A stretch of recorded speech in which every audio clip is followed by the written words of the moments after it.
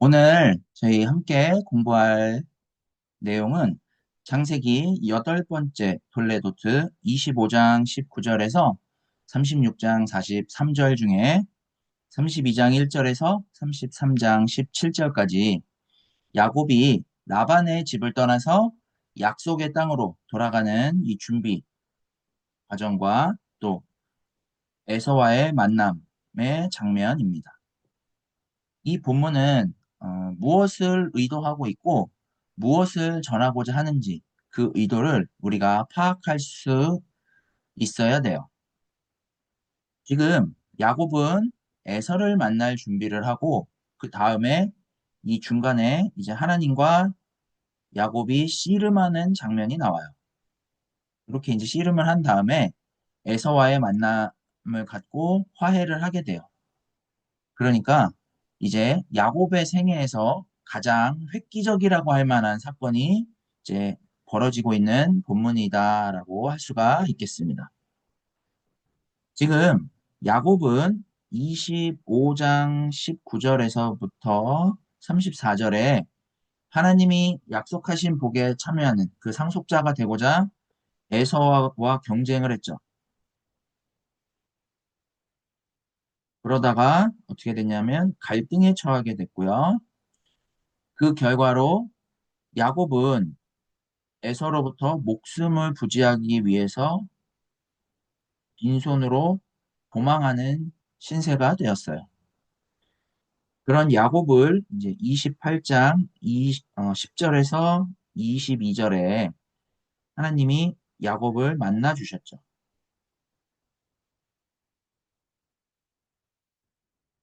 하나님이 야곱을 만나 주셨고 약속하신 하나님이 이제 야곱과 함께 하심으로써 하나님의 약속에 참여하는 복을 누리게 하겠다. 하나님의 약속의 상속자가 되게 하겠다라고 약속을 하셨어요. 그 후에 29장 1절에서 31장 55절에 라반의 집에서 이제 두 아내의 아들 경쟁이 벌어졌고요. 그리고 라반의 집에서는 소유를 통해 세속적인 방식으로 하나님의 약속에 참여를 하려고 했지만 그의 미래는 밝은 미래가 아니라 닫힌 미래가 다가왔어요. 이렇게 야곱에게는 지금 에서와의 갈등, 또 두 아내들의 갈등, 라반과의 갈등, 이렇게 지금 갈등이 놓여 있어요.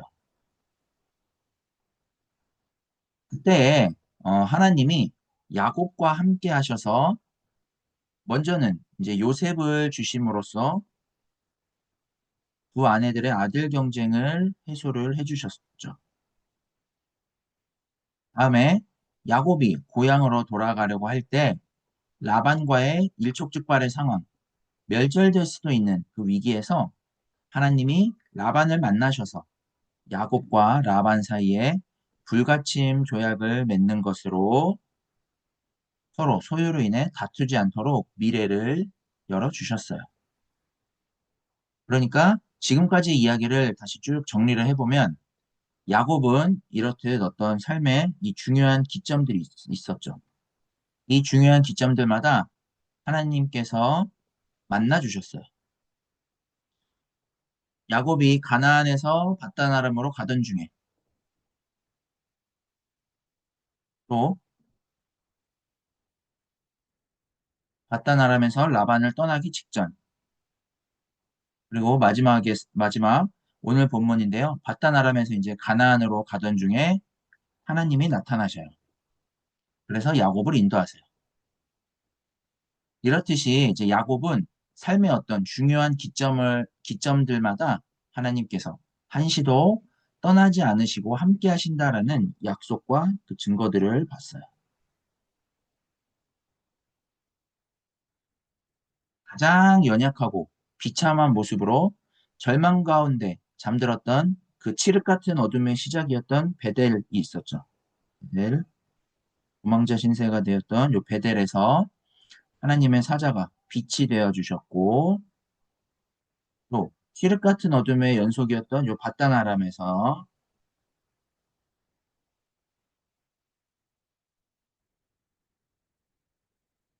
한 줄기 빛이 되어 주셔서 하나님은 이 베델의 언약을 신실하게 지키시면서 라반으로부터 보호해 주셨죠.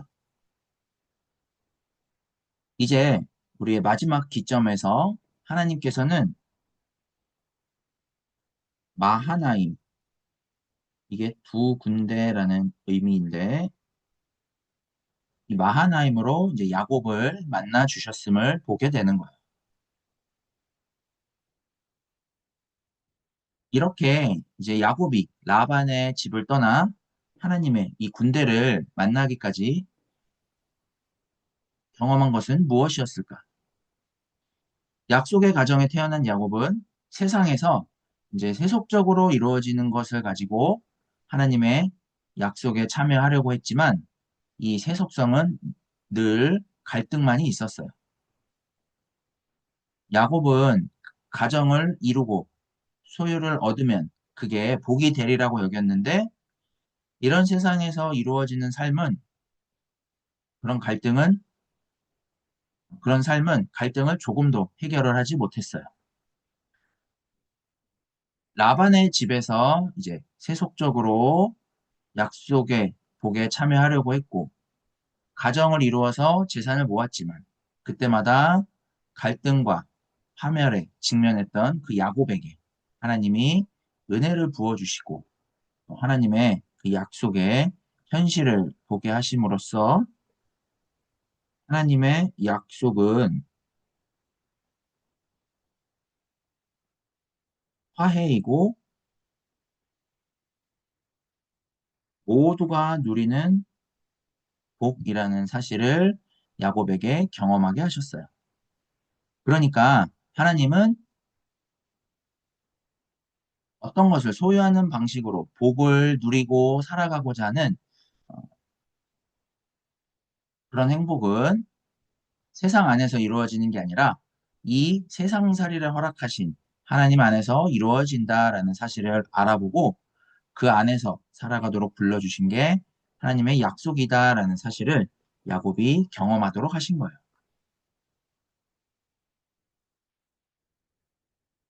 야곱이 이런 하나님의 복을 인간적이고 세속적인 방식으로 누릴 수 있으리라고 여기고 그때마다 세속성이 갖고 있는 이 갈등을 필연적으로 겪을 수밖에 없었어요. 그때마다 하나님이 야곱과 함께 하셔서 그 갈등에서 벗어날 수 있도록 도우셨죠. 그런 야곱은 어떻게 갈등을 해결을 하려고 했을까요? 여전히 세속적인 방식으로 간교하게 하나님의 약속을 대신하고자 할까요? 아니면 화해에 이르게 하시는 그 하나님의 약속을 알고 약속에 참여하는 그런 삶을 살고자 할까요? 어떻게 하면 야곱이 자기의 그 간교함을 벗어버리고 약속하신 하나님이 함께 하심으로 이루어지는 그 약속에 참여하는 복을 누릴까요? 그러면 지금 야곱은 고향으로 돌아가기에 앞서서 지금 에서와의 문제를 앞두고 있는데 이 문제를 하나님의 약속의 근거에서 해결하고자 할까요? 결론부터 말하자면 여전히 간교함을 갖고 해결을 하려고 해요. 지금까지 이제 고유한 권능으로 야곱에게 약속하신 하나님이 함께 하심으로 그 하나님의 약속이 갖고 있는 복의 현실을 드러내셨는데 하나님의 약속에 참여하는 복을 야곱이 누릴 때까지 지키고 보호하시겠다라고 하셨던 그 하나님이 여전히 간교함을 갖고 에서를 만나려고 하는 이 야곱을 가만히 내버려 두실까요?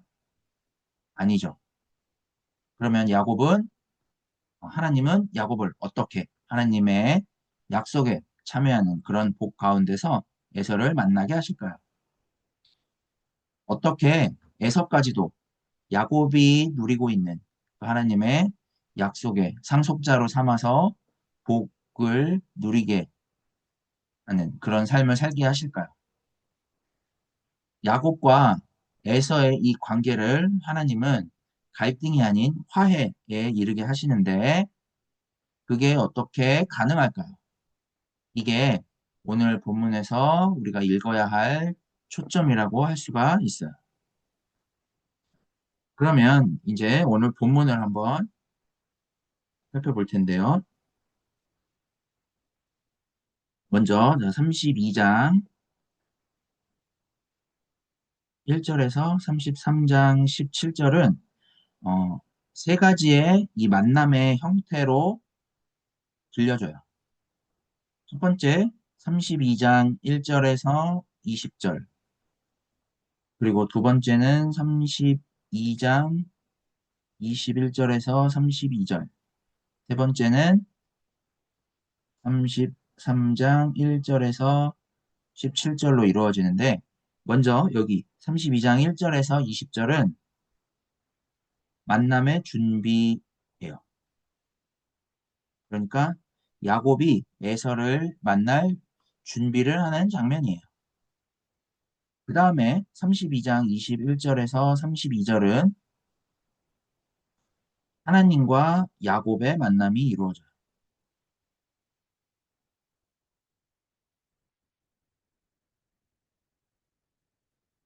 하나님과 야곱의 만남. 어디에서 이루어질까요? 아, 요단강의 야복 나루라는 곳에서 이루어져요. 그 다음 세 번째 33장 1절에서 17절 여기에는 에서와 야곱의 만남으로 이루어져요.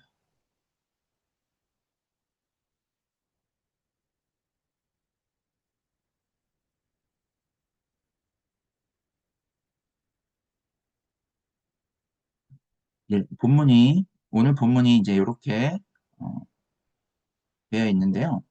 자, 이제 이 내용들을 좀 더 자세히 살펴보면 먼저 32장 1절에 야곱이 길을 가는데 하나님의 사자들을 만나요.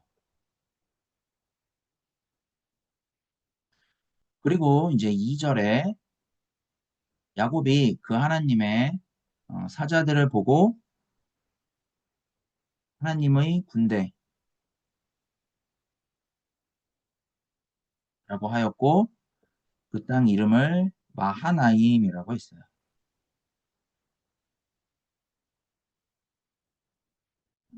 여기 하나님의 사자라는 건 뭘 가리키냐?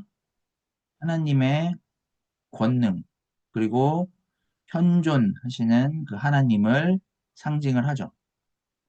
하나님이 이렇게 권능으로 지금 함께하고 계시는 것을 상징을 해요. 자, 그러면 야곱은 하나님의 이 사자를 만나서 왜 하나님의 군대라고 이야기를 했을까요? 자신을 지켜주고 보호해준다라고 생각을 했기 때문이에요. 지금까지 자신이 경험한 그 하나님을 이제 이렇게 표현을 한 거죠. 자, 그러면 우리가 하나님의 군대라고 했을 때 군대는 한 명이 아닌 여러 명이잖아요. 무리들, 그죠? 그런데 하나님은 한 분이신데 왜 이렇게 여러 명인 것처럼 표현을 했을까요? 하나님이 여러 분이시고 그 여러 명의 하나님이 무리지어 계시다라는 걸 말하는 걸까? 그게 아니고요.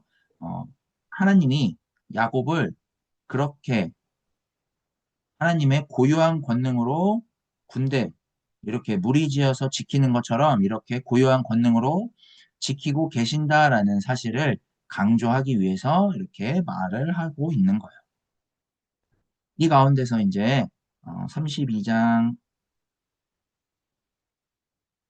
3절에서 20절에 이제 야곱이 에서를 만날 준비를 해요. 여기는 이제 3절부터 8절 그리고 9절에서 12절 또 13절에서 20절 이렇게 세 단계로 준비를 해요. 먼저 3절에 보시면 에서에게로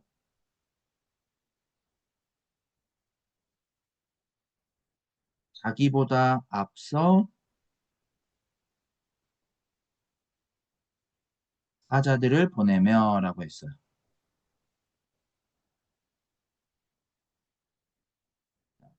여기에 사자는 야곱의 종들을 말을 하죠.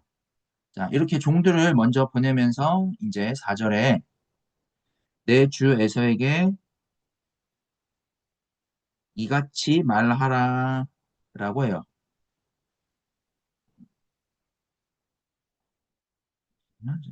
예, 내 주 에서에게 이같이 말하라 라고 했어요.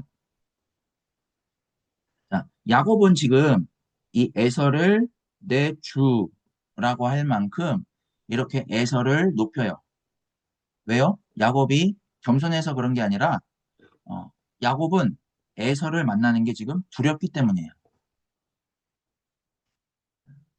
그러면서 이제 주의 종 야곱이 이렇게 말하기를 이라고 하죠. 이렇게 말해라라고 해요. 자, 자신이 두려운 만큼 이렇게 지금 주라고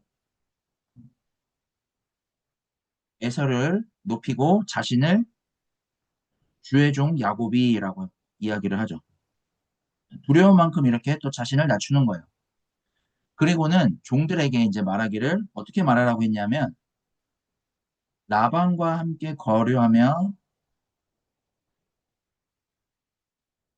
지금까지 머물러 있었다.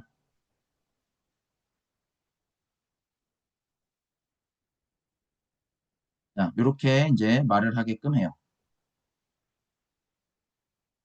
자, 여기 거류한다는 게 잠깐 머문다라는 의미인데 이게 무슨 말이냐면 야곱은 라반의 집에 잠깐 머물다 오려고 했는데 20년 동안이나 머물게 되었다라고 말을 하는 거예요. 자, 왜 이렇게 말을 할까요? 당신, 형 에서가 나를 죽이려고 했기 때문에 내가 잠깐 있으려 그랬는데 이렇게 머무를 수밖에 없었다라고 지금 이야기를 하는 거예요. 그 세월 동안 이제 5절에 야곱은 자신에게 소, 나귀, 양떼, 노비가 있음을 알리고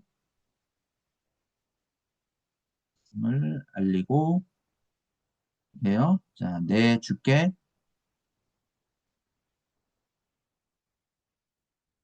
은혜 받기를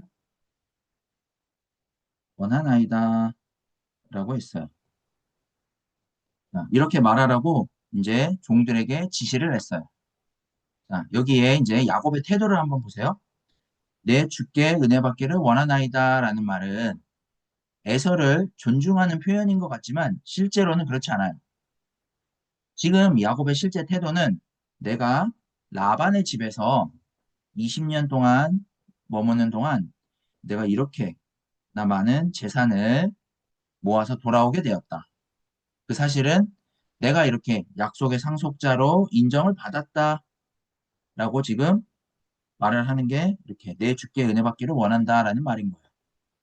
자, 다시 말하면 하나님이 형 에서를 하나님의 약속의 상속자로 택한 게 아니라 내가 약속의 상속자로 인정받았다. 그런 만큼 내가 이렇게나 많은 재산을 모아서 돌아오게 되었다.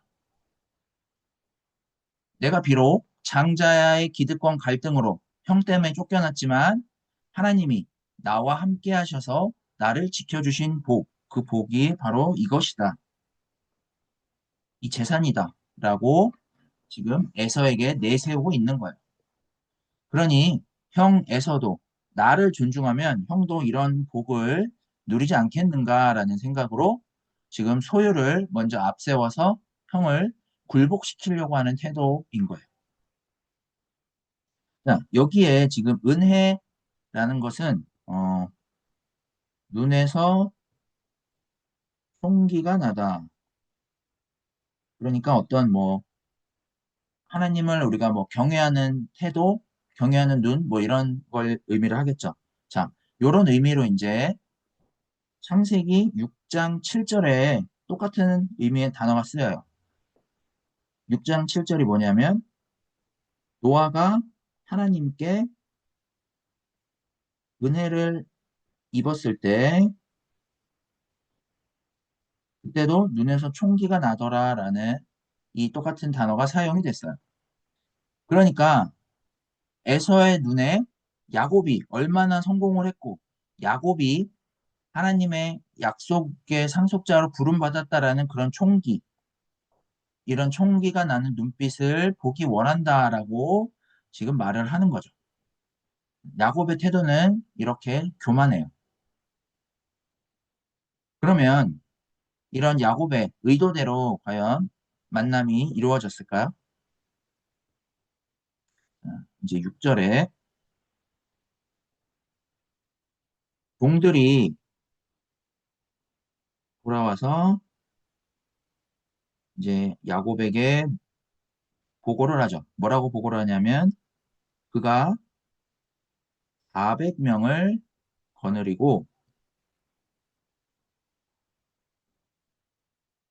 주인을 만나러 오더이다라고 보고를 해요. 지금 보면 어, 야곱만큼이나 에서도 소유가 늘었고 많은 무리들이 함께하고 있죠. 그러니까 에서도 20년이라는 세월 동안 소유 위주의 삶을 통해서 복을 누리고 있었던 거예요. 야곱은 자신이 약속의 상속자가 되었다고 생각을 했고, 그러면 하나님의 복을 자신에게만 주신다고 생각을 했어요.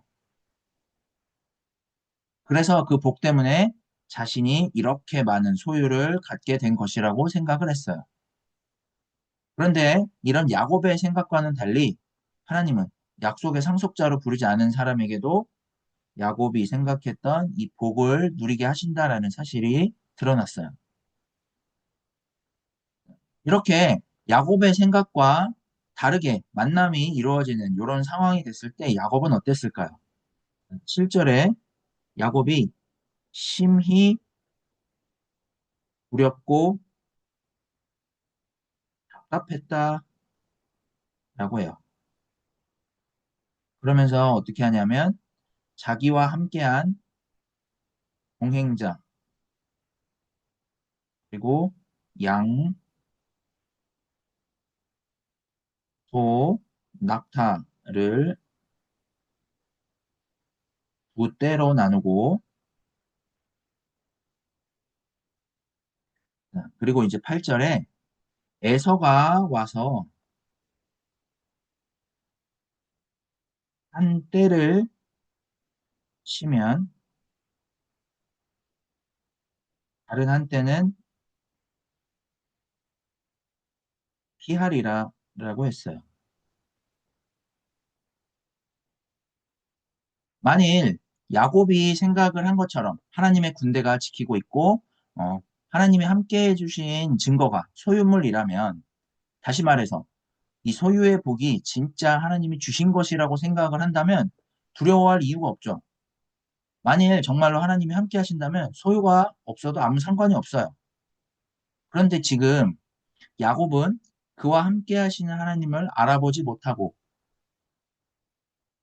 에서가 자신을 치거나 소유물을 빼앗아 가거나 해서 자신이 약속의 상속자로서 하나님의 약속에 참여하는 복을 누리지 못하면 어떡할까 하는 생각 때문에 심히 두렵고 답답했던 거예요. 이렇게 야곱은 하나님의 사자가 자신을 지키고 보호하고 함께 하신다는 것을 소유물로 여기고 하나님이 함께 하시는 삶을 보증하는 수단으로 여기고 있었던 거예요. 그래서 8절에 야곱은 하나님이 함께 하신 증거로 내세우는 이런 소유들을 두 떼로 나눠서 에서가 한 떼를 치면 다른 한 떼는 도망가는 식으로 그러니까 최소한 반은 건지겠다라는 생각을 하고 있는 거예요. 하나님의 사자가 야곱을 지키고 있다면 에서에게 공격을 받고 빼앗기는 것은 불가능할 건데 야곱은 하나님이 함께 하신 증거로 소유물을 내세웠기 때문에 지금 확신이 없는 거예요. 이거는 보면 우리도 똑같아요. 자, 우리도 하나님의 구원을 이야기를 하지만 그 구원을 알아보지 못한 채 세상에서 이루어지는 삶을 내세워서 얼마나 내가 세상에서 소유나 지위를 얻었는지 또는 교회의 어떤 규모나 성도 수, 신앙과 봉사의 어떤 연수나 직분 등으로 하나님이 나와 함께 하시는 것처럼 여기는 이런 모습과 같다라고 할 수가 있죠. 이렇게 세상의 소유나 성취로 하나님의 함께 하심의 증거를 삼으면 우리의 삶도 답답하고 두려울 수밖에 없을 거예요. 왜냐하면 여기에는 갈등밖에 없기 때문에. 그럼에도 우리는 이런 삶을 계속해서 하나님께 구하고 그것으로 하나님을 경험하고자 하는 어리석은 모습을 보이죠. 이제 9절에서 12절에 소유를 앞세워서 자신만만했던 야곱은 기도하면서 그와 함께 하시는 하나님을 찾기 시작을 해요. 9절에 이제 하나님이 내게 명하시기를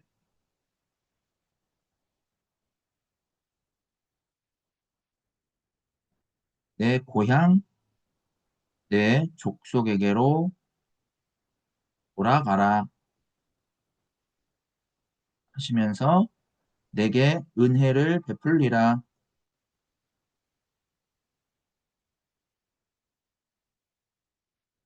라고 하셨다라고 기도를 해요. 그러면서 이제 10절에 뭐라고 말을 하냐면 나는 주께서 주의 종에게 베푸신 모든 은총과 진실하심을 조금도 감당할 수 없사오나 내가 내 지팡이만 가지고 요단을 건널 때 지금처럼 자, 두 때나 이루었다.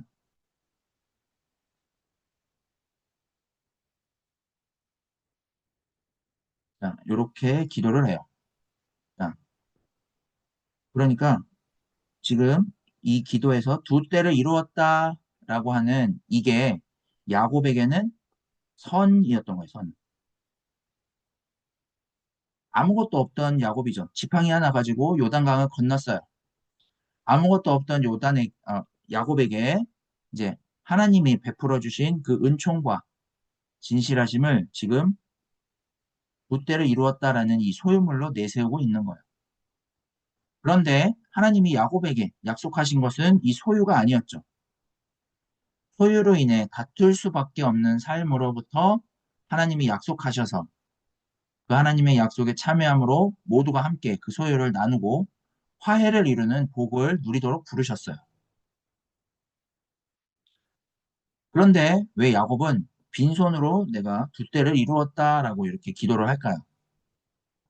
11절에 그 이유가 잘 드러나요. 11절에 보시면 내 형의 손에서 나를 건져내시옵소서. 내가 그를 두려워함은 그가 와서 나와 내 처자들을 칠까 겁이 나기 때문이라고 해요.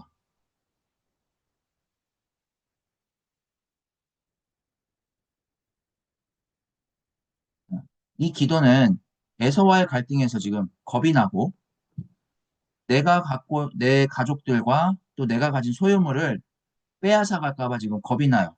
그래서 나를 지금 건져달라라고 기도하고 있는 셈이죠. 그런데 보세요. 야곱은 소유 때문에 에서와 갈등했고 그런 야곱을 하나님이 만나 주셔서 소유로 갈등할 필요가 없는 그 하나님의 약속을 알아보고 그 복에 참여하게 하셨어요. 이런 하나님의 복을 야곱은 아직도 지금 받아들이지 못하고 소유를 내세워서 형 에서가 자신에게 굴복하도록 바라고 있어요.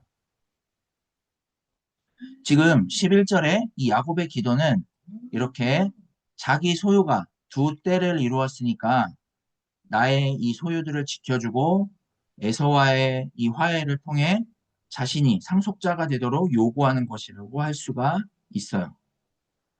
12절에서도 이제 하나님의 이제 하나님이 말씀을 하시죠. 내가 반드시 내게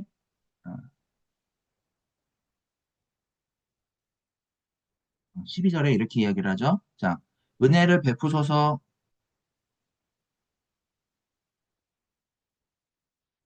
라고 이야기를 해요. 은혜를 베풀어 내시로 바다에 셀 수 없는 모래와 같이 많게 하리라 하셨나이다. 자, 은혜를 베풀어 달라고 해요. 하나님이 나한테 약속을 할 때 셀 수 없는 모래와 같이 내시가 많게 하겠다라고 약속하지 않았느냐 하면서 하나님의 함께 하심과 그 지키심을 자신이 바라고 있는 대로 하실 것이라고 생각을 하고 있어요. 이제 이렇게 기도한 야곱은 12절처럼 하나님이 그를 지키시고 자기 소유를 지키실 것이라는 확신 아래에서 기도 응답을 위해 13절에 형 에서를 위해 예물을 택하니 이렇게 언급이 돼요. 그러니까 예물을 앞서서 보내면서 이제 에서의 마음을 돌리려고 하는 거죠. 그러면서 이제 14절에서 16절에 이 예물의 수량과 종류 등에 대해서 쭉 이제 언급이 돼요. 어떻게 이제 어, 에서 앞으로 예물을 갖고 나아갈지 이런 내용들이 쭉 언급이 돼요. 자, 이렇게 이제 예물을 앞서서 보내도록 하는 이런 장면들이 펼쳐져요. 그 후에 17절에서 20절을 보면 먼저 17절에 야곱은 앞에 가는 자에게 명령을 해요. 뭐라고 하느냐면 에서가 누구의 사람이며 어디로 가느냐 내 앞의 것은 무엇이냐 라고 물으면 18절에 주의 종 야곱의 것이요 자기 주 에서에게 보내는 예물이다라고 대답을 하고 그 다음에 야곱도 우리 뒤에 있다.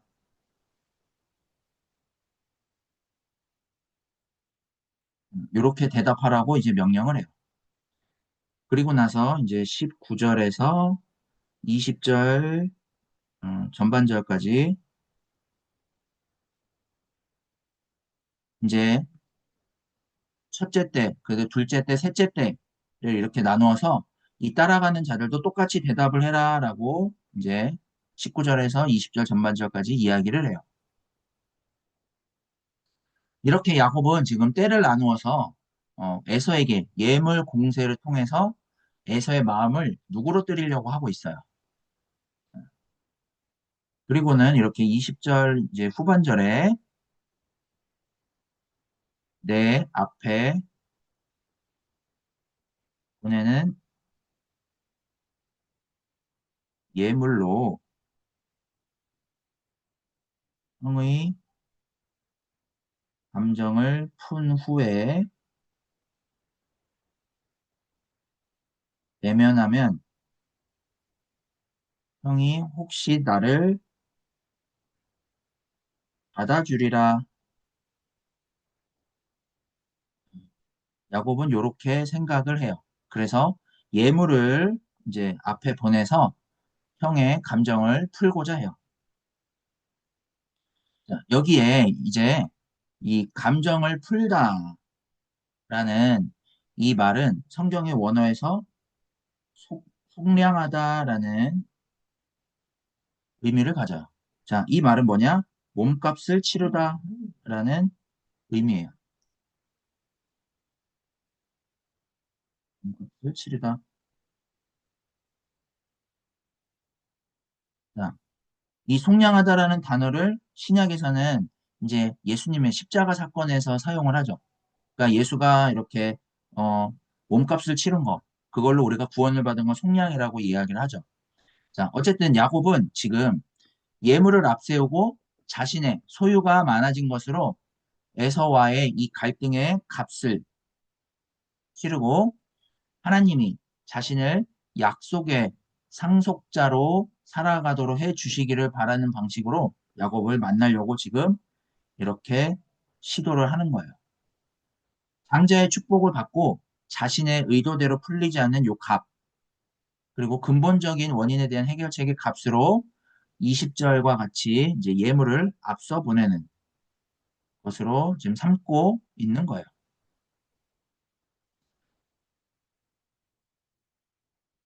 이렇게 이제 32장 1절에서 20절까지 야곱은 어, 자기의 소유물을 앞세워서 에서와 화해를 하고 또 자기 소유를 통해서 복을 누리도록 기도를 하고 있어요. 우리도 이제 우리의 문제를 앞세워서 소유 위주로 하나님 앞에서 해결을 하려고 하죠. 기도나 봉사나 구제나 헌금을 우리가 많이 드리고 이런 것들이 이제 많이 쌓이면 하나님의 특별한 복을 받을 수 있을 거다라고 생각을 해요. 우리가 마치 뭐 어떤 적금을 붓는 것처럼 이렇게 생각을 해요.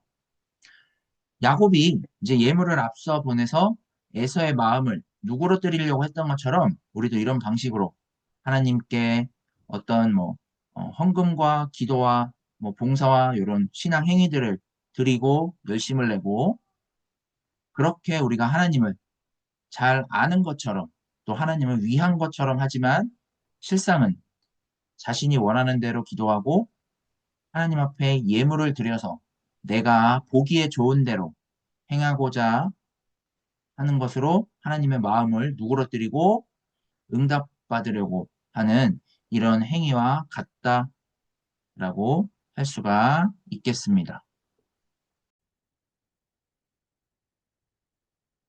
이제 우리가 32장 21절에서부터 32절까지를 한번 살펴볼 건데요. 자, 어, 이제 야곱은 에서의 그 장자권과 축복을 속여서 빼앗은 것 때문에 가나안에서 바단 아람으로 쫓겨났었죠. 그리고 이제 하나님이 약속하신 그 땅, 가나안으로 돌아오는 이제 마지막 기점에 서 있어요. 그러나 이제 약속의 땅으로 돌아오는 야곱은 절대로 이전과는 동일한 모습으로 요단강을 건너서는 안 돼요. 왜냐하면 그렇게 되면 하나님의 약속은 또다시 하나님의 그 약속의 땅은 또다시 옛날과 같은 곳이 되고 말 거예요. 또다시 싸우고 빼앗고 죽이고 도망다니고 이런 고통의 땅으로 만들어질 것이 분명해요. 그래서 야곱이 이제 다시 돌아올 때는 이전과는 다른 존재가 돼서 요단강을 건너게 하시는 그 내용이 32장 21절에서 32장 32절에 펼쳐져요. 지금처럼 야곱이 함께 하시는 그 하나님의 약속의 현실을 알아보지 못한 채 소유로 인해서 벌어지는 그 갈등의 문제를 에서까지도 복을 누리게 하는 그 하나님의 약속을 드러내는 방식으로 해결하지 않으면 결말은 뻔할 수밖에 없겠죠. 그래서 이제 야곱은 32장 21절에서 23절에 무리 가운데서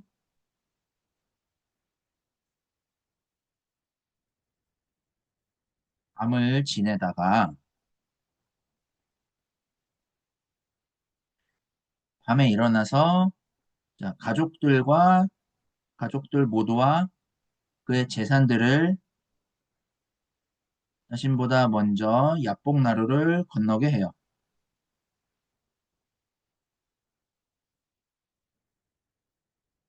나루를 건널세라고 되어 있는데 야복 나루를 건너게 하고요. 그리고 이제 24절에 야곱이 홀로 남아서 어떤 사람하고 씨름을 해요. 여기는 이제 하나님이 야곱 24절 여기는 하나님이 야곱과 씨름을 하심으로써 이제 어, 세속적인 복을 약속의 그 상속자의 증거로 삼고 복을 얻고자 한 결과로 늘 갈등에 처할 수밖에 없었던 야곱을 만나 주시고 비로소 함께 하시는 그 하나님에 의해 하나님의 약속에 참여하는 화해를 이루고 약속의 상속자로 살아가게 되는 장면이 이제 요 씨름하는 장면에서부터 쭉 음, 펼쳐지게 돼요. 자, 24절에 여기에 보시면 어떤 사람이 야곱과 씨름한다 이렇게 이야기를 해요. 자, 우리는 어떤 사람이 하나님이라는 것을 알죠. 우리는 이 어떤 사람이 하나님이라는 걸 알지만 창세기의 기자는 왜 하나님을 어떤 사람이라고 기술을 했을까요? 야곱은 선제적으로 하나님을 경험한 게 아니라 간교하게 살다가 문제가 있을 때마다 약속하신 하나님이 야곱과 함께 하심으로 문제를 해결하는 방식으로 하나님을 경험해 왔어요. 그러니까 야곱에게 있어서 하나님의 경험은 소유 위주로 자기를 지켜주는 분 정도로 여겼죠. 그런 야곱에게 소유 위주의 삶을 넘어서 그의 삶을 새롭게 바라보고 경험하게 하는 그런 하나님은 생소해요.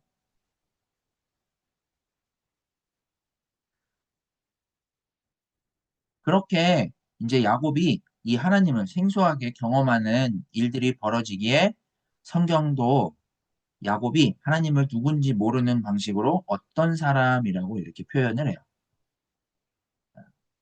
이 어떤 사람, 즉 하나님이 야곱과 씨름할 때 어땠을까? 자, 25절에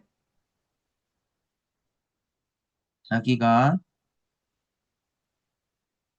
야곱을 이기지 못함을 보고라고 해요. 자, 이 하나님이 왜 무엇을 이기지 못했다는 것일까? 야곱의 어떤 것을 이기지 못했을까요?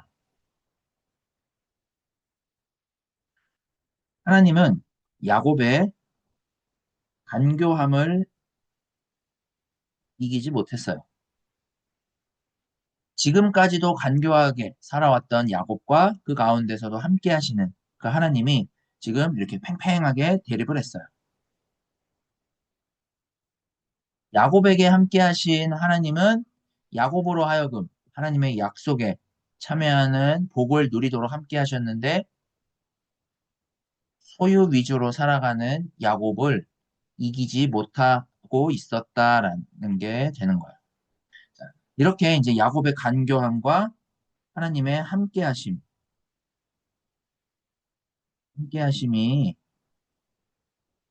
팽팽하게 지금 대립을 하고 있어요.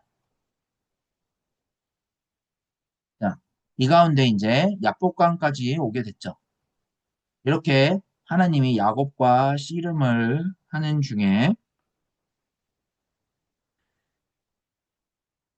하나님이 야곱의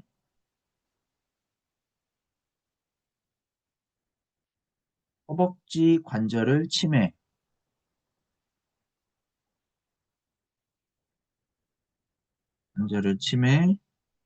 어, 야곱의 이 허벅지 관절이 어긋났더라. 예요. 자, 야곱의 허벅지 관절이 이렇게 어긋났어요. 자, 그러니까 야곱의 허벅지 관절이 어긋났다라는 건 뭘까요? 야곱이 지금 힘을 쓸 수 없는 상태가 됐어요. 자, 어떤 힘을 쓸 수가 없을까요? 소유를 주장하고 있는 그 간교한 상태의 야곱이 누군가 싸워서 더 이상 뭘 얻어내지 못하도록 간교하게 힘을 쓰지 못하도록 지금 야곱의 허벅지 관절을 쳤어요. 하나님이 야곱의 간교함을 이기지 못했었는데 이제 허벅지 관절을 쳐서 하나님이 이기는 일들이 일어났어요.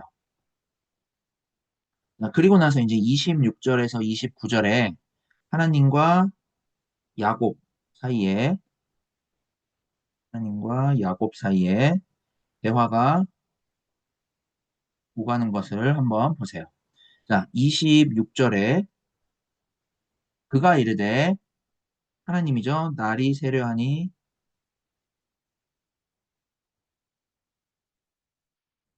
나로 가게 하라 라고 해요. 그러니까 야곱이 뭐라고 대답을 하느냐면 당신이 나에게 축복하지 아니하면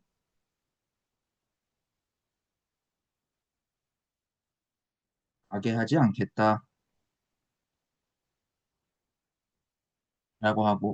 라고 이야기를 해요. 자, 여기에서 말하는 요 축복은 뭘까요? 에서의 손에서 건져내는 거예요. 지금, 지금 현재 야곱이 바라는 건 이거예요. 에서의 손에서 건져내는 거. 두 때를 이룬 자신의 소유를 지켜주는 거예요. 소유를 통해서 에서보다 자신이 더 인정받는 그 축복을 주시는 거. 그게 야곱이 말하는 축복이었어요. 에서와의 만남에 있어서 화해를 하는데 그 화해는 야곱이 자신에게 유리한 방식으로 이루어져야 되고 그의 소유를 앞세워서 형을 제압해서 이루어져야 되는 거였어요. 우리도 이렇게 하나님하고 씨름을 하죠. 언제요? 우리가 기도할 때. 그렇죠? 내가 원하고 바라는 것을 주실 때까지 기도하면서 씨름하죠. 한국의 이 대부분의 교회들이 이렇게 가르쳐요. 그래서 뭐 어떤 뭐 무슨 예배, 무슨 기도회 등과 같은 이런 프로그램들을 만들죠. 그래서 이제 막 기도 제목을 뭐 쓰라고 하기도 하고요. 그쵸? 우리가 기도 제목이라고 부르지만 실상은 내가 원하고 내가 바라는 것들을 쓰거나 아니면 뭐 작정 헌금을 하거나 심하면 우리가 막 밥을 굶어가면서까지도 기도해서 원하는 거를 얻어내려고 하나님과 씨름을 해요. 우리도 이런 방식으로 이제 소유를 내세우고 나에게 유리한 방식대로 하나님의 복을 누리고 인정을 받고자 해요. 이런 야곱에 대한 이 어떤 사람, 하나님의 반응은 무엇이었을까요? 자, 두 번째 대화 27절에서 28절을 보세요. 자, 이제 27절에 어떤 사람이 야곱에게 이름이 무엇인지를 묻고 야곱은 자신의 이름을 말을 하죠. 자, 야곱이라는 이름의 의미는 뭐예요? 싸워서 뺏는 자, 싸워서 뺏는 자, 그다음에 뭐 발꿈치라는 의미도 있고, 그죠? 발꿈치를 잡고 태어났다라고 했었죠. 그리고 꼴찌, 속이는 자, 이런 의미를 갖고 있어요. 자, 이런 야곱의 이름을 이제 하나님이 바꿔주세요. 어떻게 바꿔주시냐면 28절에 내 이름을 다시는 야곱이라 부를 것이 아니요 이스라엘이라 부를 것이다 라고 해요. 자, 이 이스라엘의 의미가 뭘까요? 이 엘은 하나님을 의미하는데 그러니까 다시는 야곱이라 부르지 않겠다. 싸워서 뺏는 자 아니고요. 속이는 자 아니고요. 그러니까 뭐예요? 하나님이라는 이 대상으로 인해서 야곱이 바뀌었다라는 것을 말해요. 그리고 28절 이제 후반절에 내가 하나님과 및 사람들과 더루어 이기었다 라고 소개를 해요. 자, 이 말은 야곱이 허벅지 관절이 어긋나기는 했지만 하나님과 끈질기게 씨름해서 결국에는 본인이 원하는 것을 얻어냈다 이 말이 될까요? 아니면 우리가 하나님께 끈질기게 복을 구해라라고 이 말씀을 받아들여야 될까요?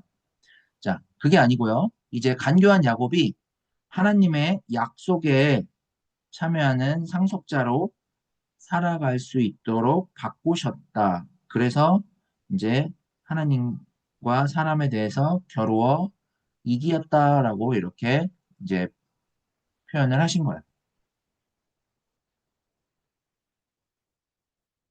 그러니까 간교한 야곱이 이제 하나님의 약속에 참여하는 상속자로 살아가도록 바꾸셔서 그러니까 다시 말해서 이스라엘이 되어서 그래서 야곱이 이겼다라는 거예요.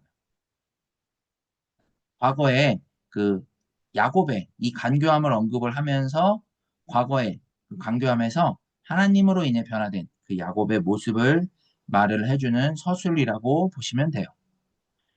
그러니까 하나님과 씨름함으로써 복을 얻으려 했던 그 간교한 야곱에서 벗어나서 이제 하나님의 약속에 참여하는 방식으로 살아가게 되었다라는 것을 말을 하죠. 자, 그리고 이제 세 번째 대화 29절을 보면 야곱이 하나님과 씨름한 후에 이름을 알려달라, 이름을 알려달라라고 해요. 그러자 이제 여기에서 하나님은 어찌하여 내 이름을 묻느냐라고 하면서 이제 알려주지 않죠. 왜 알려주지 않을까요? 왜 그러냐면 늘 소유 위주로 간교하게 살아가는 야곱과 씨름하신 그 하나님은 야곱이 쉽게 알아볼 수가 없죠.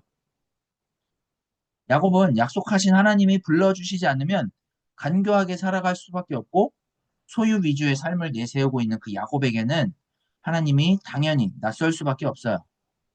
즉, 야복강에서 이제 하나님과 야곱이 씨름하는 이 사건은 소유 위주의 간교함으로 살아가던 야곱이 삶의 끝장을 보는 사건이다라는 것을 알게 하시고 하나님이 이 야곱을 이스라엘로 바꿔주심을 통해 야곱이 자신과 씨름한 이가 결국은 그 사람이 하나님이었구나라는 것을 알게 하시는 방식이 이제 펼쳐지는 거예요. 자, 따라서 이제 야곱이 하나님의 약속을 참여하는 복을 알아보는 데 있어서 하나님이 간교하게 살아가도록 내버려 두시는 게 아니구나. 야곱과 씨름하셔서 하나님의 약속에 참여하는 복을 드러내며 살아가도록 불러주시는구나.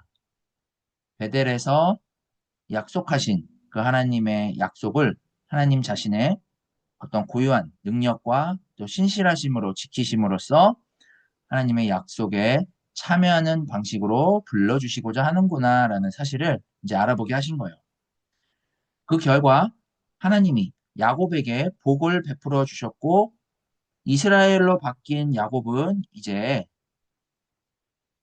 하나님의 복을 알아보게 됐어요.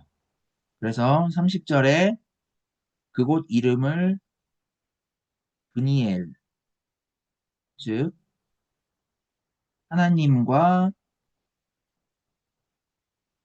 대면하여 보았으나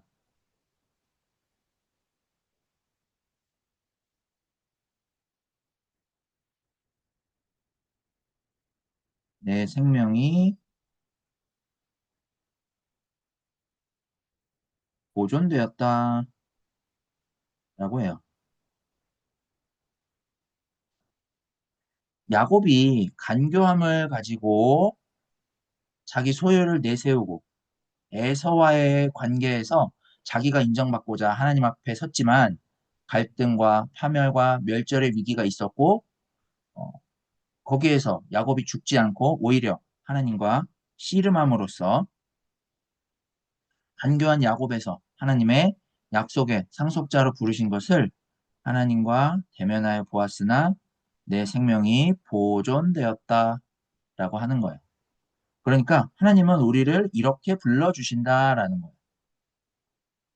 우리도 죽으면 내려놔야 될 그 세상살이를 전부라고 여기고 거기에서 이루어지는 삶을 하나님께 구하지만 그 가운데서 하나님의 약속을 알아듣고 그 앞에 나아가면 약속하신 하나님이 우리를 용서하시고 우리와 씨름하셔서 하나님의 구원의 약속에 참여하는 방식으로 살아가도록 불러주시죠. 그때 우리는 내가 하나님과 대면하여 보았으나 내가 죽지 않고 생명을 얻었다라고 할 수가 있게 되는 거예요. 그 다음에 이제 31절에서 32절에 드디어 이제 하나님께서 야곱이라는 인간의 그 강한 인간성을 내리쳐서 허벅지 관절이 탈골이 됐어요. 31절에 그가 분이엘을 지날 때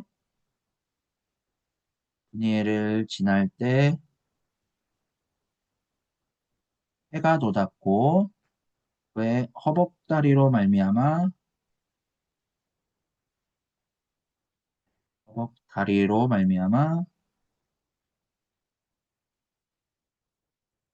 걸었더라 라고 해요. 자, 야곱이 소유 위주의 그 삶으로 하나님의 약속을 이루려 했던 삶, 그 삶은 어둠이었죠. 이렇게 야곱에서 이스라엘로의 이 변화는 결국은 뭐였어요? 어둠에서 빛으로의 탈출이었죠. 해가 돋으니까 빛이 나잖아요. 그죠? 밤에 씨름을 했어요. 어둠에서 빛으로의 이런 탈출이었죠. 자, 이건 뭘까요? 저녁이 되면 아침이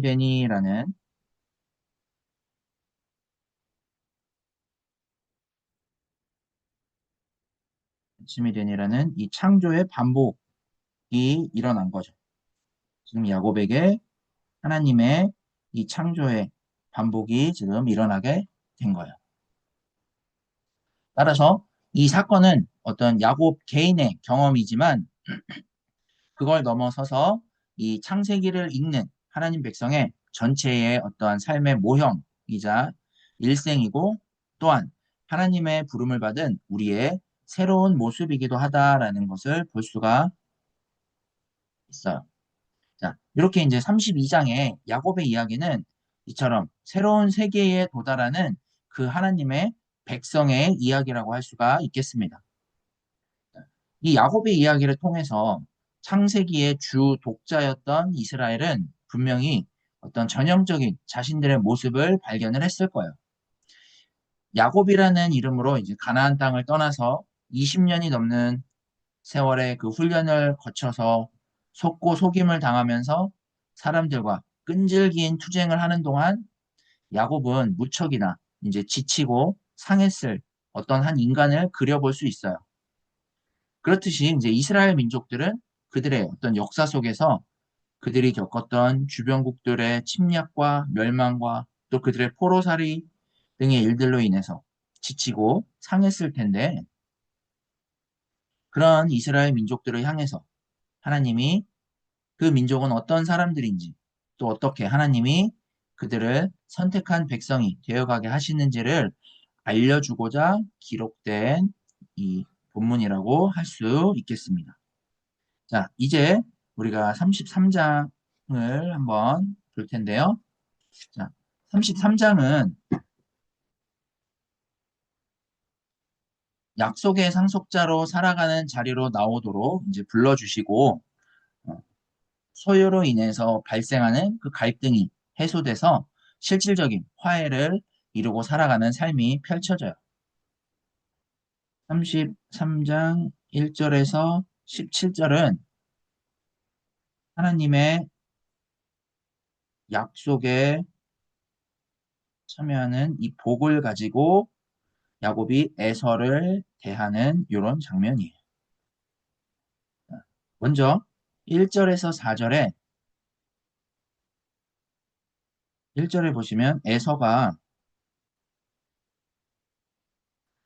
400명의 장정을 거느리고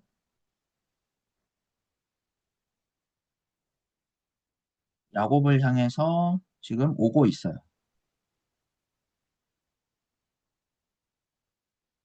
자, 근데 여기에서 이제 보세요. 야곱이 어떻게 하냐면 1절에 그의 자식들을 나누어 레아와 라헬과 두 여종에게 맡기고 여종들과 그들의 자식들은 앞에 두고 레아와 그의 자식들은 다음에 두고 라헬과 요셉은 뒤에 두고 자, 3절에 자기는 그들 앞에서 나아가되 라고 되어 있어요. 그러니까 지금 이렇게 된 거예요. 자, 2절에서부터 이제 쭉 야곱이 어떻게 되느냐면 자, 야곱이 이렇게 맨 앞에 서요. 그리고 그 뒤에는 여종과 그의 자식들이 이렇게 서고요. 그 다음에 이제 레아와 그의 자식들. 그리고 맨 뒤에 이제 라헬과 요셉. 자, 이렇게 이제 세워요. 이렇게 해서 이제 에서에게로 나아가요. 자, 지금 보세요. 야곱은 어떤 소유물이나 어떤 매개도 내세우지 않고 지금 에서를 만나요. 앞에 하나님과의 씨름을 통해서 이제 야곱이 바뀌었고 자신이 오직 지금 하나님을 사이에 두고 에서와 맞서서 문제를 해결하고자 지금 야곱이 맨 앞에 나아가는 거예요. 그리고 이제 야곱이 3절에 몸을 7번 땅에 뛰며 라고 해요. 자, 이렇게 이제 자신을 낮춰요. 에서를 두려워해서 소유물을 앞세웠던 32장과는 정반대로 지금 에서를 존중을 하면서 자신을 낮춰요. 하나님과 씨름한 야곱의 이 실존이 이렇게 바뀌고요. 그리고 그에 따른 행동이 이렇게 지금 바뀌어요.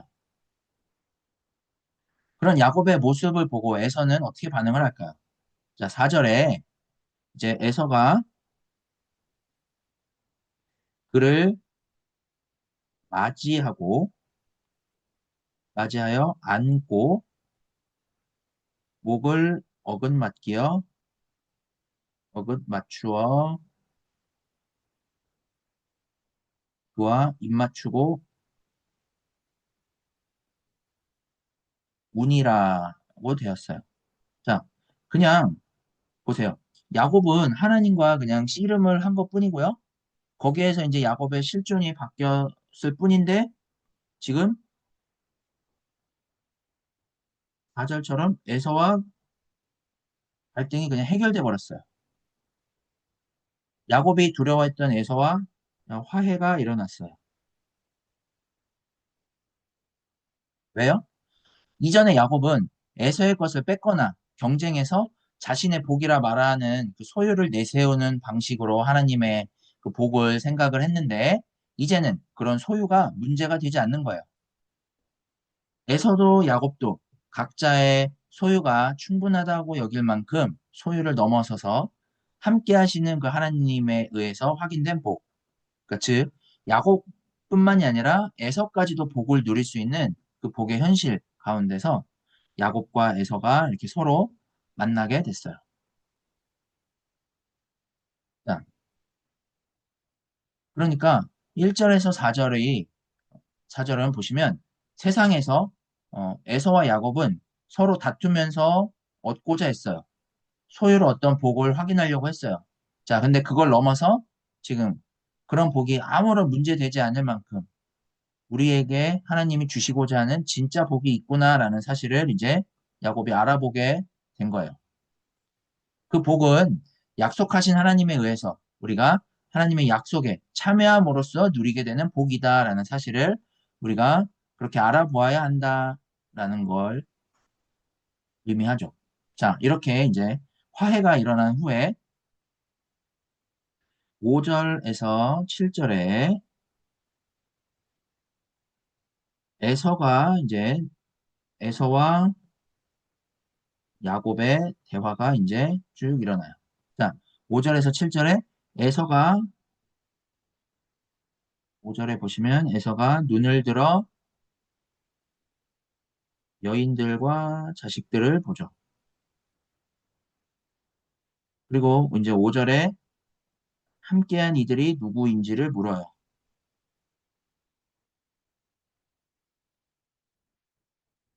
자, 그러자 이제 야곱은 하나님이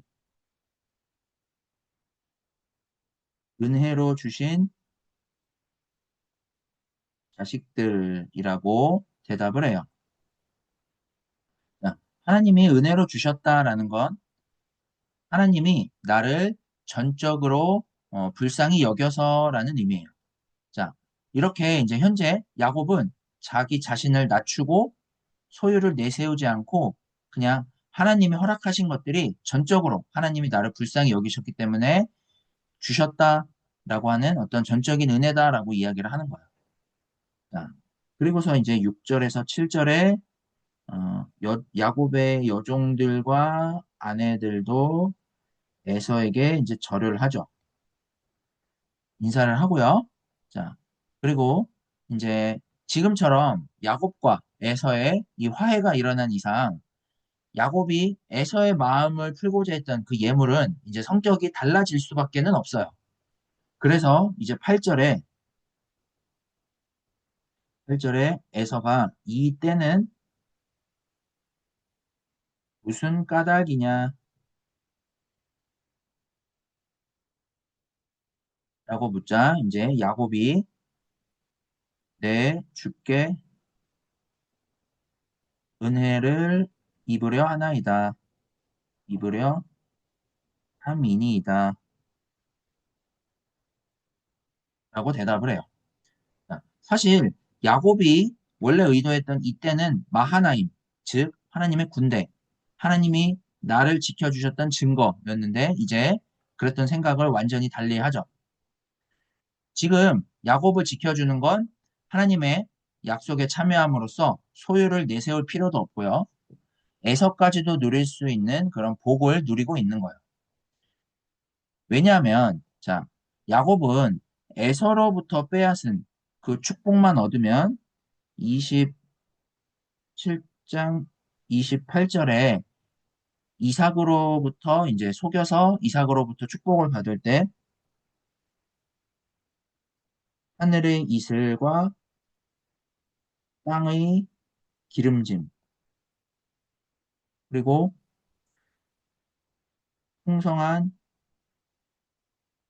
식과 포도주와 같은 삶이 이루어지리라라고 이렇게 축복을 받았죠. 그래서 야곱은 이런 삶이 이루어지리라 생각을 했는데 이런 삶은 결코 실현이 되지 않았죠. 야곱은 기나긴 세월 동안 에서와 이삭을 속여서 탈취한 그러니까 자신의 것이 아닌 이 축복을 부둥켜 안고 이 복을 지키려고 안간힘을 다 썼는데 결국은 하나님의 약속에 참여하는 이 복은 에서가 얻으려고 했던 것처럼 탈취해서 얻는 복이 아니라 하나님에 의해서 하나님께로부터 주어지는 것이구나라는 것을 깨달았어요. 그래서 야곱은 내 주께 은혜를 입으려 함이니이다라고 대답을 할 수 있었던 거예요. 이렇게 이제 야곱은 에서에게 탈취했던 그 장자의 축복을 몸을 굽히고 존중하고 예물을 주는 방식으로 이제 돌려주고 있는 거예요. 그래서 이 예물은 자신이 소유를 내세워서 내가 이만큼 성공했다라는 것으로 에서가 자기를 인정을 해주고 에서의 마음이 풀려서 자신에게 굴복시키려고 했던 목적이었는데 이제는 형에게 은혜를 입으려고 함. 즉 불쌍히 여김을 받기 위함이라는 성격을 분명히 했어요. 그러자 이제 9절에 에서가 내게 있는 것이 북하니 내 소유는 내게 두라라고 해요. 자, 지금 에서도 야곱도 더 이상 문제가 될 게 없어요. 자, 그러자 이제 10절에 야곱은 예물을 받아달라라고 에서에게 청하죠. 예물을 받아주소서라고 해요. 네, 예물을 받으소서라고 이제 청하죠. 이어서 이제 야곱은 내가 형님의 얼굴을 배운즉,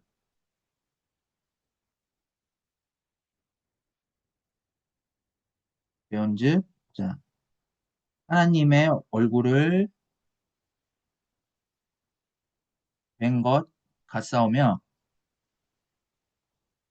형님도 나를 기뻐하심이라고 대답을 해요. 자, 그러니까 요 10절에 이 야곱의 말은 하나님이 만나 주셔서 자신을 죽이지 않고 용서하셔서 형과 지금 화해를 이룰 수 있도록 하나님이 이렇게 용서를 해주셨기 때문에 이렇게 하나님이 용서해 주셨기 때문에 형이 나를 용서해 주는 것은 내가 하나님에 의해서 용서를 받는 것과 같다라고 말을 하고 있는 거예요. 자, 그래서 이제 11절에 에서에게 예물을 받아달라 강권을 하죠. 예물을 받으소서 하고 이제 강권을 하죠. 자, 그래서 이제 에서도 그 예물을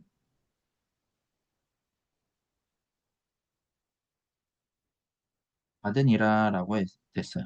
자, 에서도 이제 예물을 이렇게 받았어요. 자, 그래서 이제 이는 요 예물이 소유로 문제를 해결하려고 했던 그 수단이 아니라 소유를 넘어서서 이제 약속하신 하나님에 의해서 더 이상 갈등할 필요가 없는 복이 되는 것이기에 이런 복을 가지고 에서와 야곱이 서로 화해가 되는 거예요. 이어서 이제 12절에 에서가 야곱에게 같이 떠나자라고 해요. 내가 동행할 테니 함께 떠나자라고 제안을 하고 13절에서 14절에 야곱은 자신의 어떤 양떼들과 소떼들을 걱정을 해요. 왜요? 먼 길을 왔기 때문에 양떼와 소떼들이 네, 뭐 중간에서 죽거나 하면 안 되겠죠. 그래서 양떼, 소떼들을 걱정을 해서 에서에게 앞서가라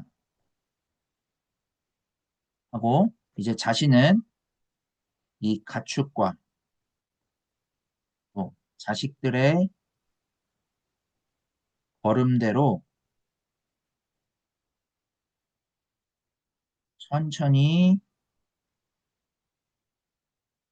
인도하여 가겠다.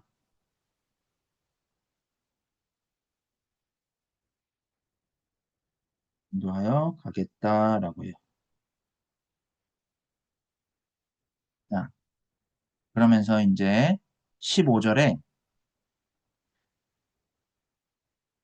에서가 자기의 종들 중에 몇 명을 야곱과 머물게 하겠다라고 하니까 야곱이 어찌하여 그리하나이까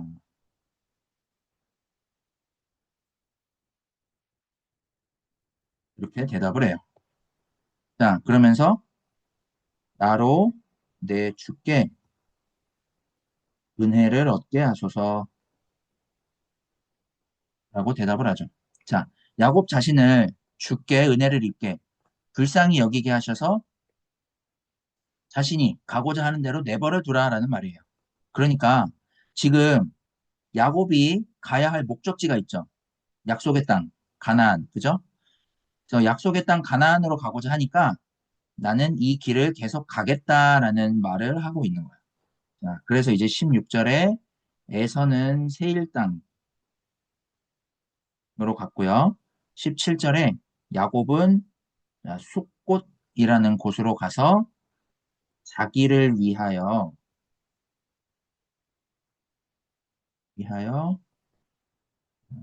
집을 짓고 여기 아니네요. 자기를 위하여 집을 짓고 가축을 위하여 우릿간, 그러니까 뭐 외양간 같은 거겠죠? 우릿간을 만드는 것으로 이제 마무리가 돼요. 자, 여기에 이제 자기를 위하여는 우리가 창세기 초반부에서 공부한 대로 자기 눈에 보기에 좋은 대로예요.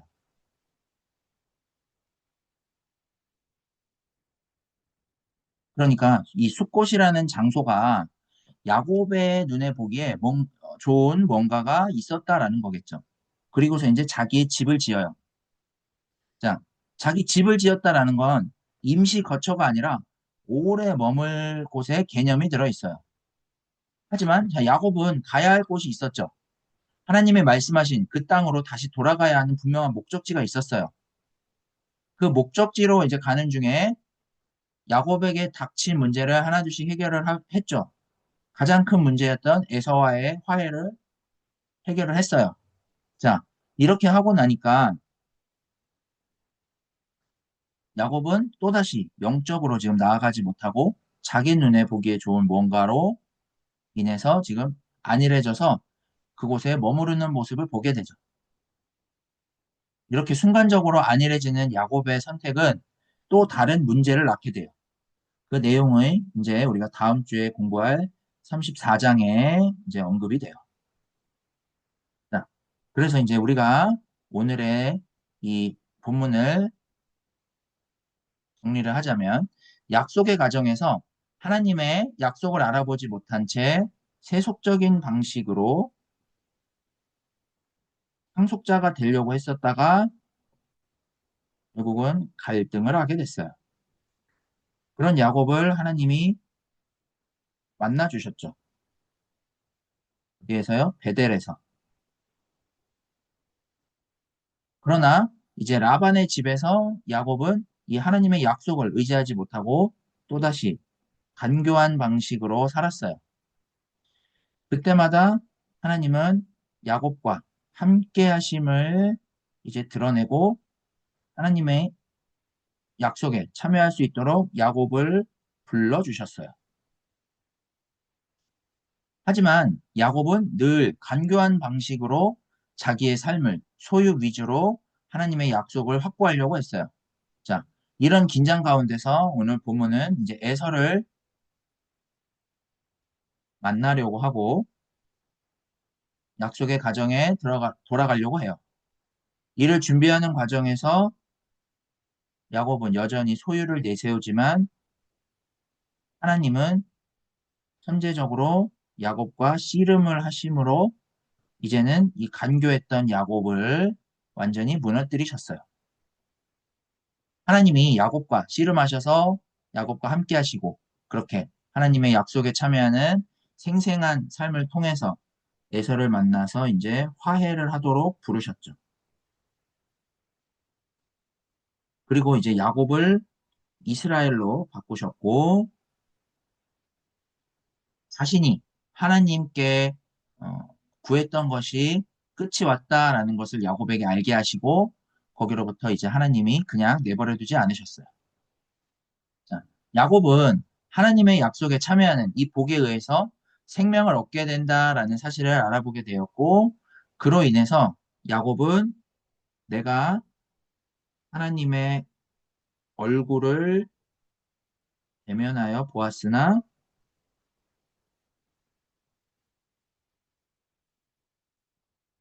내가 죽지 않고 생명을 얻었다라고 고백을 하게 됐어요. 다시 말해서 야곱이 이스라엘로 바뀌고 하나님이 약속하신 약속의 상속자로 살아가게 된 그 삶을 통해서 즉 하나님의 경험을 한 결과로 에서와의 갈등에서 화해로의 질적인 변화가 일어났어요. 따라서 우리가 지금까지 봤던 어떤 그 아브라함의 하나님, 이삭의 하나님, 야곱의 하나님. 그러니까 이 아브라함, 이삭, 야곱의 이 이야기의 전체는 하나님의 경험을 이야기한다라고 할 수가 있어요. 그래서 창세기에서 말하는 아브라함, 이삭, 야곱의 하나님은 그들 각자가 경험한 하나님의 경험이 어떠한 것인지를 전하고 있다 하겠습니다. 자, 그렇다면 지금까지 알아본 이 아브라함과 이삭과 이 야곱의 이야기를 통해서 본 나의 하나님, 나의 하나님 경험은 무엇일까요? 자, 우리는 이 하나님의 경험을 어떤 식으로 대하고 무엇이라고 생각을 할까요? 내가 기도했는데 이런 응답이 있었다. 아니면 뭐 손을 얹고 기도를 했는데 병이 나았다. 또 혹은 하나님께 이렇게 예물을 바치고 충성하고 봉사했더니 어떤 뭐 고연봉의 직장에 취업시켜 주셨더라. 좋은 조건의 배우자를 만났더라. 아니면 내가 혹은 내 자녀가 어, 명문대학교에 합격했더라.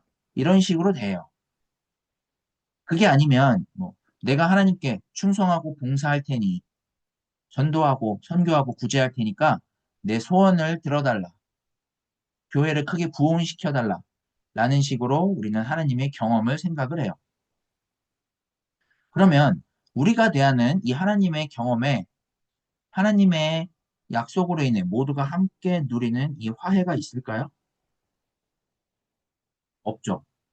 우리가 바라는 대로 세상 일이 이루어졌다라고 해서 모두가 함께 누리는 그 복이 있는 게 아니에요. 우리가 여기고 있는 하나님의 경험은 나만을 위한, 나를 내세우고 인정받는 방식이기에 또 다른 갈등에 처할 수밖에 없어요. 그러면 오늘 본문의 야곱의 이야기를 통해서 전하는 우리의 그 진짜 하나님의 경험, 이건 뭘까요? 우리의 삶은 하나님의 약속에 참여하지 못하는 방식으로 살아가는 삶인데 여기에서 하나님이 우리와 함께 하심으로 하나님의 약속에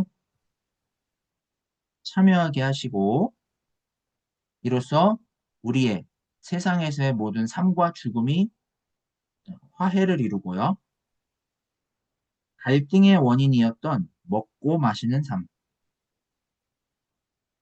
또 소유 문제의 모든 삶으로부터 우리가 자유하게 되는 것. 이게 진짜 하나님의 경험이라고 할 수가 있어요. 우리가 이렇게 하나님 경험을 알아보고자 했을 때 하나님이 우리와 함께 하셔서 하나님이 우리에게 약속하신 일을 맛보게 하시고 이럴 때 우리는 죽음이 극복되는 삶을 실질적으로 알아보고자 하는 그런 용기가 생길 뿐만 아니라 그 가운데 우리와 함께 하신 그 하나님을 더욱더 찾게 돼요. 그런 하나님은 우리를 더욱더 분명하게 만나 주셔서 우리도 야곱과 같이 내가 하나님을 대면하여 보았으나 하나님이 나를 죽은 자처럼 내버려 두지 않고 나를 하나님의 생명으로 불러주셨구나라고 고백하게 되는 것. 이게 진짜 하나님의 경험이라 하겠습니다. 이런 가운데 오늘 본문은 여전히 우리가 원하는 세속적 방식에서 갖가지 신앙 행위들로 하나님의 약속의 복을 얻고자 그런 방식으로 하나님을 경험하고자 우리가 아둥바둥하고 온갖 형태의 기도로 예물로 하나님과 씨름하느라 팽팽한 이 긴장과 피로감 가운데 여전히 간교함으로 씨름하면서 살아가고 있는 우리를 부르셔요. 그래서 이 진짜 하나님의 경험은 하나님에 의해서 그 약속을 알아봄으로써, 즉 다시 말해서 영생을 알아보면서 살아가고자 할 때 하나님의 약속이 성취될 뿐만 아니라 하나님이 나를 세상에 버려두지 않으시고 하나님이 하나님의 얼굴을 보았으나 내 생명이 보존되었다라고 하는 이 사실을 깨닫게 하시고 그런 하나님의 생명으로 불러주시는 그 자리로 우리를 초대하고 있다 하겠습니다.